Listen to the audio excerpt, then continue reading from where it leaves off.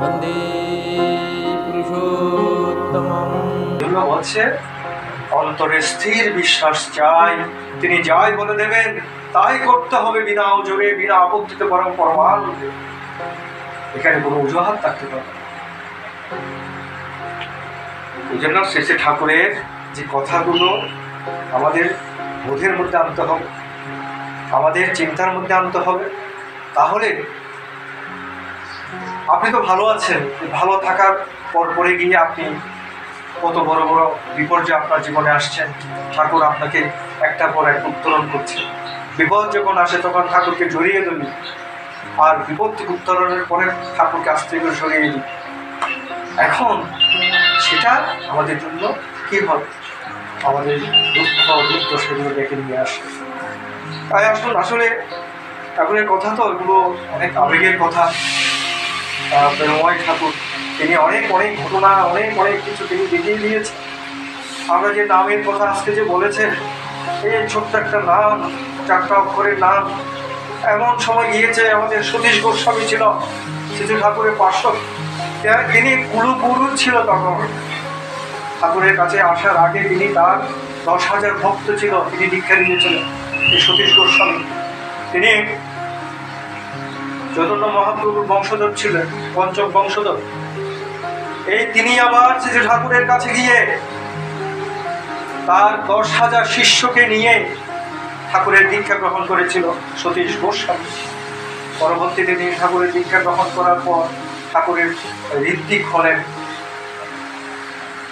সেই সতীশ গোস্বামী এমনই তার সাধন ভোজন ছিল, এই নাম জপের মধ্য দিয়ে তিনি মৃত মানুষকে জীবন্ত করে তুলেছেন।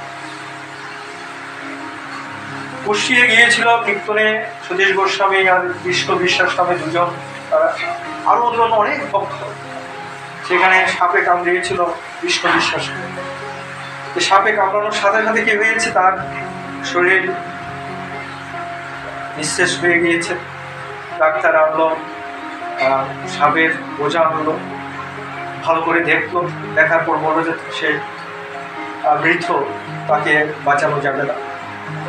কিন্তু তখনকার সময়ে আমার প্রেমময় ঠাকুর হিমায়তপুর তখন তার কথার মধ্য দিয়ে কত মানুষ প্রাণ ফিরে পেয়েছে। সেগুলো অনেক অনেক ঘটনা। সেখানে ভক্তদের একটা দৃঢ় বিশ্বাস যে বিষ্ণুদা মরতে পারে না, এই বিষ তাকে কিছুই করতে পারবে না। ঠিকই সবাই সতীশদাকে বলল, সতীশদা তুমি কীর্তন করো, নাম করো, বিষ্ণুদাকে তুমি বাঁচিয়ে তুলো। তখন বিশ্ব বিশ্বাসকে কাঁধে নিয়ে কীর্তন শুরু করলো, নাম শুরু করলো, এমন পরিবেশ সৃষ্টি করলো, উদ্ধমভাবে কীর্তন চলছে, নাম চলছে। আর সেই সময় সকাল গেল, দুপুর গেল, বিকাল গেল, সন্ধ্যা যখন পার হলো, বিষ্ণুদার হঠাৎ করে শরীরে একটা কমফর্ট দেখা গেছে। তখন সতীশদা বললো যে হ্যাঁ, হয়তো আমার বিষ্ণুদা ফিরে আসবে আমাদের। আবার নিস্তেজ হয়ে গেল, আবার কীর্তন শুরু করলো। কিছু সময় পরে সে বিষ্ণুদার প্রাণ, তার বিশ্বাস ফিরে আসলো। তাড়াতাড়ি তাকে শুয়ে দেওয়া হলো, তার চোখ মুখে জল দেওয়া হলো। তিনি চোখ খুললেন, আস্তে আস্তে আস্তে আস্তে আস্তে তার প্রাণের, তার শরীরের অঙ্গ প্রত্যঙ্গ নড়াচড়া করতে শুরু করল। তাকে উঠিয়ে বসানো হলো। হঠাৎ করে জিজ্ঞেস করলো, আমার কি হয়েছে? তো বললো যে তোমাকে সাপে কামড়িয়েছে, ঠাকুরের অশেষ কৃপায় তোমার প্রাণ ফিরে আসছে। তো প্রেমময় ঠাকুর, অন্তর্যামী ঠাকুর, বিষ্ণুদা বললো ঠাকুর আমাকে আমার প্রাণ বাঁচিয়েছে। ওই মুহূর্তে তিনি সবাইকে নিয়ে চলে গেলেন হিমায়তপুরে। ঠাকুরের কাছে গিয়ে জিজ্ঞেস করলো, ঠাকুর তুমি কি ভগবান? প্রেমময় ঠাকুর তুমি কি ভগবান? ঠাকুর বললো, তুই আমাকে যা মনে করিস। ষষ্ঠাঙ্গে লুটিয়ে পড়ে ঠাকুরের চরণে প্রার্থনা করল, ঠাকুর আমাকে তুমি জীবন দিয়েছ। আমার অন্তর্যামী ঠাকুর একথা বলার পরে সে মনে মনে তার একটা প্রশ্ন, যে আমার তো কিছুদিন পর আমার বিবাহ হবে, মেয়েও ঠিক হয়ে রয়েছে, ঠাকুরকে একটু বলি, ঠাকুর থেকে একটু অনুমতি নিই। এইটা যখন সে চিন্তা করছে, তখনই ঠাকুর বলে বসলো যে তোর এখন বিয়ে করার দরকার নেই, তুই এই কটা দিন আশ্রমে থাকবি। আশ্চর্য বিষয়, সে চিন্তা করলে আমি যে ঠাকুরকে আমার বিয়ের কথা বলিনি, ঠাকুর কেন বলবো আমাকে এই কথা? আমার প্রেমময় যে অন্তর্যামী, আমার যে চিন্তা ভাবনা করছে, ঠাকুর তিনি জানেন। তখন আর কিছু বললো না, ঠাকুরকে প্রণাম করে সে কিন্তু চলে আসলো। ওই মেয়েকে বা গিয়ে বলল যে ঠাকুরের নির্দেশ রয়েছে, তোমাকে বিয়ে করা যাবে না। এ বলে তার বিবাহ হলো, বাতিল হলো, এবং আর বিয়ে করবে না সেভাবে একটা সিদ্ধান্ত নিল। 5টি বছর পরে সে গেল কলকাতা হাওড়া স্টেশন, ট্রেন আসবে সে অপেক্ষায় রয়েছে। হঠাৎ করে তাকে পিছন থেকে একটা মেয়ে কণ্ঠ তাকে ডাক দিল, বিষ্ণু বলে ডাক দিল। পিছনে ফিরে দেখলো একটা মেয়ে, সাদা কাপড় পরা, আর ছোট একটা বাচ্চা রয়েছে 1-2 বছর। কাছে গিয়ে দেখতে পেল যে মেয়েটার সাথে তার বিয়ে হওয়ার কথা ছিল, সে মেয়ে। সে আশ্চর্য হয়ে গিয়েছে, কি হয়েছে তোমার? আজ আমার বিয়ে হয়েছিল, বিয়ে হওয়ার 1 মাস পরে আমার স্বামী মারা গিয়েছে, তার প্রকৃত গোষ্ঠী। বিষ্ণুদা আশ্চর্য হয়ে গেল, ঠাকুরের কথা মনে করলো। তার 5 বছর আগে ঠাকুর যে বলেছিল তোর বিয়ে করার দরকার নেই, শেষে ঠাকুর আবার তাকে বাঁচিয়ে দিলেন। তাড়াতাড়ি হিমায়তপুরের উদ্দেশ্যে রওনা দিল, ঠাকুরের কাছে আসল। ঠাকুর তার দিকে থাকিয়ে বললেন এবং হাসলেন। হ্যাঁ, প্রণাম করে ঠাকুরকে বললেন, ঠাকুর আমাকে তুমি রক্ষা করেছ। এইভাবে প্রেমময় ঠাকুর আমাদের জীবনের যে একটা চক্র রয়েছে, এটি তার দৃষ্টির মধ্যে রয়েছে, অর্থাৎ তীক্ষ্ণ দৃষ্টি রয়েছে তার আমাদের দিকে। সে দৃষ্টির বাইরে আমরা যখন যাই, তখন আমাদের বিপর্যয়, কষ্ট চলে আসে। এজন্য মাইকেল ছিল ঠাকুরের ভক্ত, বিদেশি ভক্ত। প্রশ্ন করি, ঠাকুর তোমার এই সৎসঙ্গ সম্পর্কে আমাকে 2টা শব্দের মধ্যে বলো তো। বি কনসেন্ট্রেট, সুকেন্দ্রিক হও, অর্থাৎ তোমার কেন্দ্রের প্রতি তোমার সূক্ষ্ম দৃষ্টি তুমি রাখো, তাকে নিয়েই চলার চেষ্টা করো, দেখবে সব ঠিক হয়ে যাচ্ছে। আজকে আমরাও আমাদের এই জীবন আমাদেরকে অবশ্যই ঠাকুরের প্রতি যে আনুগত্য ভালোবাসা রয়েছে, সেটা অবশ্যই থাকতে হবে। পরিবার, আমাদের ছেলে সন্তানরা রয়েছে, সবাই কিন্তু যারা পড়ালেখা করছে, সুযোগ দিচ্ছে, তারা অনেক দামি দামি বই করতেছে, অনেক পড়া। ওগুলোর পাশাপাশি আমাদের ঠিক রাখতে হবে। আমাদের যদি পড়তে যদি আমরা ক্লান্ত হয়ে পড়ে, আমাদের শক্তিটা আসবে করতে। এই জন্য আমাদের ঠাকুরের কাছে আমাদের প্রার্থনা থাকতে হবে। হ্যাঁ, সবার মঙ্গল কামনা করি। আমরা যে পরিবারগুলো ঠাকুরকে নিয়ে রয়েছি, অবশ্যই ঠাকুরকে পরিবারের মধ্যে সেবা শুশ্রূষার মধ্য দিয়ে জীবন্ত করে রাখতে হবে। আর যারা আজকে যে শুনলাম নতুন বিবাহ হয়েছে, নতুন সংসার, নারীর নীতি যে একটা গ্রন্থ রয়েছে, এই গ্রন্থটা তার অবশ্যই পড়তে হবে প্রতিনিয়ত। সংসার সম্পর্কে আমরা তো এখনকার সময়ে আমরা মেয়ে যারা রয়েছি, 8টা বৈশিষ্ট্য রয়েছে একটা মা: সেবা, ধর্ম, নিষ্ঠা, শুশ্রূষা, সাহায্য, প্রেরণা, সংরক্ষণ, যোজনা। 8টা বৈশিষ্ট্য একটা মেয়ে। তার মধ্যে সেবা থাকতে হবে, তার মধ্যে নিষ্ঠা থাকতে হবে। সেবা মানেটা তো আমরা বুঝি, একটা পরিবারে আমরা বা অতিথি আসছে বা মা আছে, বাবা আছে, মা, এগুলো এক একটা হচ্ছে বিশাল গুণ, যে এক একজন এক একভাবে সেবা করে। একটা আছে, একটা বাসায় গেলাম, এক গ্লাস জল দিল, দুটো বিস্কিট দিল, কিন্তু এমনভাবে কথা বলছে, খাবার প্রতি কোনো আসক্তি নেই, কথায় আমাদের মনটা ভরে গেল, একটা সেবা। আরেকটা বাসায় গেলাম, প্রচুর খাবার দিল, কিন্তু পরিবারের মানুষগুলো প্রাণ নেই, কথা নেই, কিন্তু সেটা কিন্তু প্রকৃত সেবা নয়। আরো অনেক অনেক বর্ণনা রয়েছে, ধর্ম রয়েছে। ধর্ম, আমি যে সনাতন ধর্ম অবলম্বী সেটা একটা বিষয়, কিন্তু আমার আরো ধর্ম রয়েছে, আমার পূর্বপুরুষ রয়েছে, তারা কিভাবে আমার ঐতিহ্যকে ধারণ করে এই পর্যন্ত আসছে, সে জ্ঞানটুকু আমার সন্তানকে দিতে হবে। তোমার দাদু এরকম ছিল, আমার বাবা এরকম ছিল, তারা এই কাজগুলো করেছে, আমরা আজ পর্যন্ত আমাদের বংশের মধ্যে এই ধারাবাহিকতা চলে আসছে। হ্যাঁ, আমাদের ঐতিহ্য রয়েছে, এইগুলো সম্পর্কে তাদেরকে বিশদ জ্ঞান দিতে হবে সন্তানগুলোকে, কারণ ওরা যদি না জানে আমার বংশ সম্পর্কে, তাহলে অনেকটা জ্ঞান থেকে তারা পিছিয়ে দেবে। আমার সনাতন রাজ্য কৃষ্টি সম্পর্কে ধারণা দিতে হবে। অত্যন্ত সহনশীল একটা ধর্ম আচরণ আমাদের এই সনাতন রাজ্য কৃষ্টি, অত্যন্ত পবিত্রময়। অনেক সমস্যা হয় লেখাপড়া করতে গিয়ে ছেলেদের, মেয়েদের, তো তারা যদি তাদের ভিতরে যখন এই জিনিসটা থাকবে, তখন তাদেরকে কোনো প্রতিকূল অবস্থা তাদেরকে বিব্রত অবস্থায় ফেলতে পারবে না। এভাবে আছে, সংরক্ষণ রয়েছে, সাহায্য রয়েছে, প্রেরণা রয়েছে। তো এক একটা বৈশিষ্ট্যগুলো এক একটা বড় বড় সম্পদ। তাই সময় তো অনেক হয়ে গিয়েছে, আমরা সঙ্গে শেষ পর্যায়ে চলে আসছি।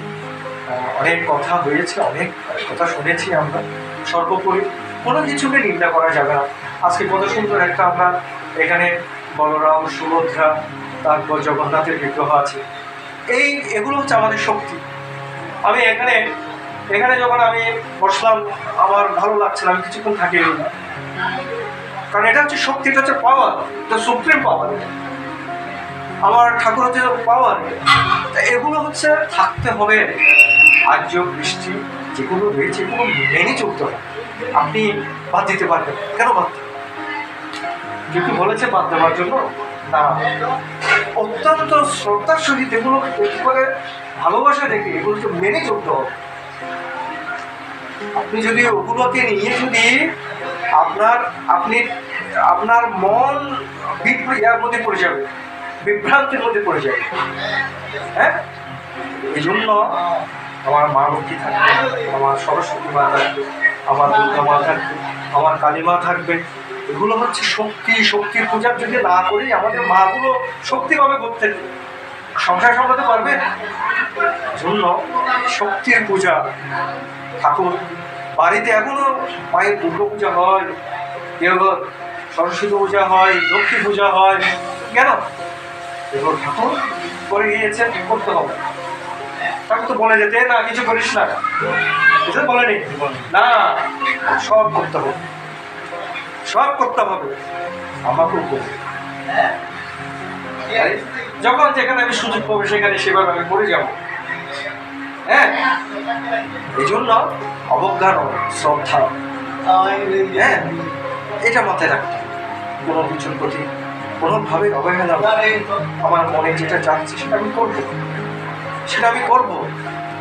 হ্যাঁ, আমার মনে হচ্ছে ইস্কন মন্দিরে যাবো, প্রণাম করবো, প্রসাদ খাবো, কোনো সমস্যা নেই, কিন্তু আমার নিষ্ঠা আমার কি, আমি যেখানে ইচ্ছা আমি সেখানে যাবো, আমার উন্মুক্ত।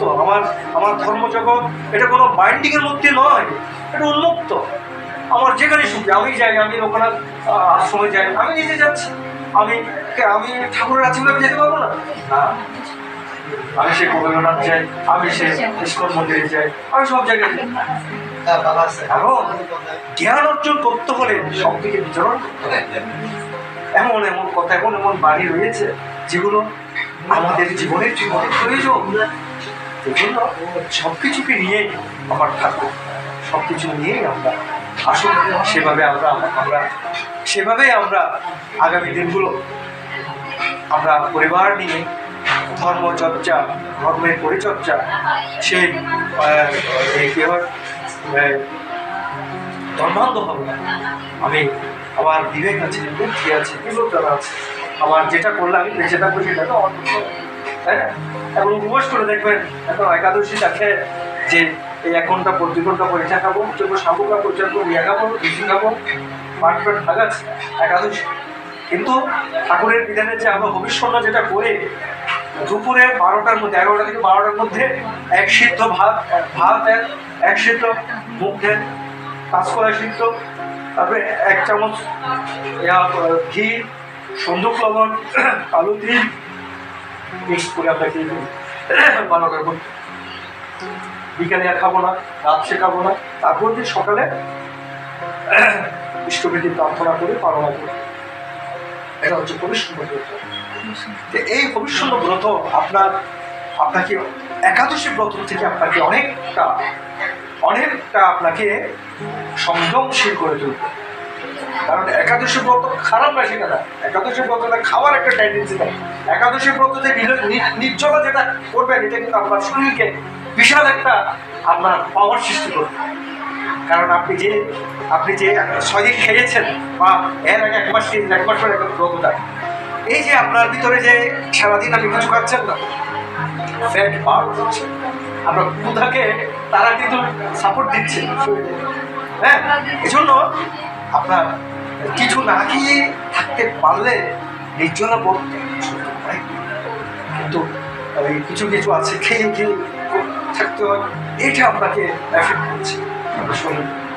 এই জন্য আমাদের ঠাকুরের যে বৈষ্ণব ব্রত, এটা মাসে 1 বার করে করার, মাসে 1 বার, শুক্রবার করে যে কোনো একটা দিন সুবিধা মতো করেন, দেখবেন শরীরকে অনেক ভালো লাগছে, অনেকটা ভালো লাগছে। তারপর সকালে টানকুনি পাতা খাবার কথা বলছে, টানকুনি পাতা, এটা বলছে 80টা রোগের কাজ করে। শরীরে যে টক্সিন তৈরি হয়, আমরা ভেজিটেরিয়ান যারা আছে বা ননভেজ যারা আছে একই অবস্থা। আমি যারা খাচ্ছি তারা, নিরামিষ খাচ্ছি তারা একই রোগ আসছে, রোগের কোনো ইয়ে নেই। এই জন্য ওঠার মধ্যে এত একটা আছে নষ্ট, টক্সিনটাকে আমাদের শরীর থেকে প্রস্রাবের মধ্যে দিয়ে বের করে। এই জন্য 4-5টা পানি, 10টা পানি সকাল খাবেন, খাইয়ে 2-3-4 গ্লাস পানি নেবেন, দেখবেন শরীরটার মধ্যে অনেকটা হয়ে আসছে। তা এগুলো যে বিধানটা, ঠাকুরের যে বিধানগুলো, এগুলো হচ্ছে আমাদের বাজার বিধান, বেঁচে থাকার বিধান। হ্যাঁ, শুক্রবারে নিরামিষ খাচ্ছি, কত আনন্দ লাগে নিরামিষ খাচ্ছি। এগুলো রাত্রে আমি ঘুমাতে যাচ্ছেন, হ্যাঁ, অথবা খাওয়ার আগে, খাবার আধা ঘন্টা আগে একটু বসে নাম ধ্যান করে 20 মিনিট নাম ধ্যান করে খাবারটা খেলেন। খাওয়ার পর নাম ধ্যান করা যায় না, পেট ভারী হয়ে যায়। এই জন্য খাবার আগে নাম ধ্যানটা করে ভোরবেলা যদি পারেন উঠবেন। এখন তো ভাদ্র মাস, এখন তো ঠাকুরে বলা আছে যে ভাদ্র মাস যে উষা লগ্নে ব্রহ্ম মুহূর্তে ধূপধানি জ্বালিয়ে তোরা বসে পড়, আহ্বান দিয়ে প্রার্থনায় বসে পড়, আমি আসবো। ঠাকুরের বলা কথা, আমি দরজায় এসে করা নাড়বো, আমি আসবো। এভাবে ঠাকুর বলছিলেন, আরে তোরা ধূপধানি জ্বালিয়ে বসে পড়, আহ্বান দিয়ে প্রার্থনায় বসে পড়, আমি আসবো। ওই দরজায় ঢুকা দিবো। এই ঠাকুরের কথাগুলো, এটা তো আমাদের জীবনের। আমার এক দাদা ছিলেন, ওষুধের দোকান করে, উনি ওষুধ। একদিন আমি হঠাৎ, হ্যাঁ দাদা আপনার, ওরা আমাকে প্রশ্ন করে বসছে একটা, আপনি ঋত্বিক দাদা ঠাকুরের দর্শন হয়েছে আপনার? কঠিন প্রশ্ন। আমি হঠাৎ করে তাকে আমি বললাম যে আপনি, আপনার বেচা কিনা হচ্ছে না কতক্ষণ? 2 ঘন্টা হচ্ছে দাদা, কাস্টমার একটা কাজ করে দরজাটা বন্ধ করে চলে যান বাসায়। কেন দাদা? কাস্টমার নিয়ে বসেছেন কেন? তো কাস্টমার আসবে তো দাদা। কখন? আচ্ছা, আসতে পারেন যে কোনো সময়। হ্যাঁ দাদা, এই ঠাকুর দর্শনটা আমার যে কোনো সময় হবে, আমিও সেভাবে আপনার মতো অপেক্ষায় আছি, আমিও অপেক্ষায় আছি। কিন্তু তার বলা ওই অনুযায়ী আমিও ধূপধানি জ্বালিয়ে বসে থাকি। তিনি আসবে, আসতে পারে, আসবে, আসবে। আমার প্রেমময় ঠাকুর যখন বলেছে তিনি আসবে, তিনি আসবে, একদিন না একদিন আসবে, এই দেখা দেবে, আসবে। এই বিশ্বাস হয়েছে, আসবে। এই জন্য বিশ্বাস থাকতে হবে, আমার মন প্রাণে বিশ্বাস থাকতে হবে। এই জন্য আমাদের সেভাবে প্রশ্ন রাখা যাবে না। হ্যাঁ, যে ঠাকুরের কথা আছে না, জীবনটা তোর নয়তো খেলবা নয়তো অর্থহীন, যেমনই সাজে ঢালবি তাকে তেমনই ভাবে হবে রঙ। তুমি যেভাবে তোমার জীবনকে সাজাতে চাইবে সেভাবে সাজাতে পারবে। তুমি মনে করো যে এই আদর্শটাই নিয়েই আমি জীবনটাকে সাজিয়ে চলবো, হ্যাঁ ফাইন, না না এটা না, আমি তো আমার মতো মন করে চলবো। হ্যাঁ, জীবনকে যেভাবে বলে দেবে নিশ্চয় তেমন তোর জীবন লাভ করবে। যেমন যেভাবে তুমি বলে দেবে, যেভাবে চালাবে সেভাবে জীবন লাভ করবে। এই জন্য বলছে, একটা চাইতে গিয়ে 10টা চেয়ে বসো না, একেরই যাতে চরম হয় তাই করো, সবগুলি রক্ষা পাবে। ওই কথাগুলো চলে আসতেছে। একটা চাইতে গিয়ে 10টা চেয়ে বসো না, একেরই যাতে চরম হয় তাই করো, সবগুলি রক্ষা পাবে।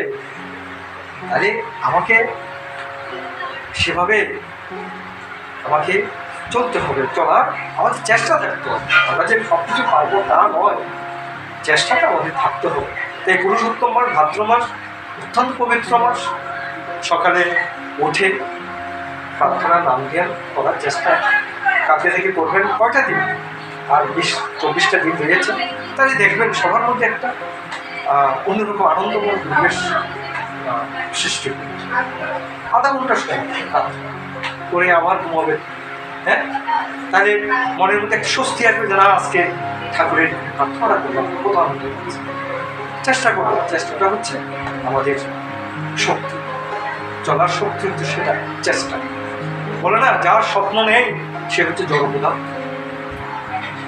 অনেকে বলে না আমি বিমান কিনবো, বলে না আমি বিমান কিনবো। যে বিমান কিনবো সে একটা মোটরসাইকেল হলে কিনবো, ওই স্বপ্নটা তাকেই নিয়ে যায়, কাছাকাছি নিয়ে যায়। একটা গাড়ি হলে কিনে, 4 চাকা গাড়ি হলে স্বপ্ন।